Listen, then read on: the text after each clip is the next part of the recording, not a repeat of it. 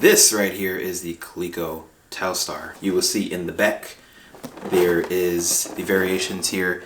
Basically tennis, which is Pong, of course. In the middle you have hockey, which basically just adds another paddle to each side. And then you have handball. So if you wanted to practice by yourself, you could do that. Also, the Telstar has this weird hookup, which pretty much isn't used today. And then some Pong consoles actually have this technology to keep a score, like this one.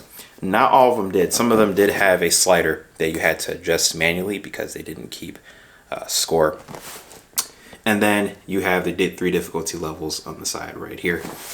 And then opening up the box, which it's already open, this is it. This is the Coleco Telstar.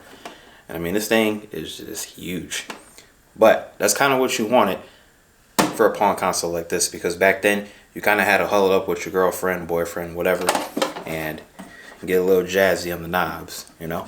While it does output sound, the sound comes from this tiny little speaker right here. So you pretty much just get bleeps and bloops and shit like that. But coming along to the bottom, you do have your variations that you can set. So pretty cool. On and off switch, reset, difficulty levels there.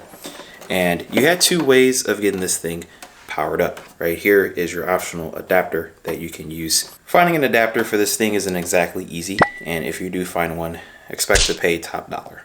But fortunately, you can run this off of 6C batteries. The other thing that's interesting is this right here. Now, what are you going to hook this up to? Because there's no TV that you can just plug this straight into. For that, I say just invest in a coax to RF adapter. This is a old school switch box. If you wanted to, you can either switch it between the game or the TV, depending on which channel you had it set on, but obviously channel 3 is your only option. So you would take the cable from the Coleco and you plug it in here, and then this is what I like to call the devil's pitchforks. Like TVs from like the 70s and even early 80s had a style connector like this on the back of the TV. And you would take these pitchforks and you would just fork it in there, and then you would take like a flathead screwdriver and just screw it in there. And then that's how you would get your connection. Now, although I would like to hook up the Telstar to the TV and demonstrate it for you, unfortunately it doesn't work.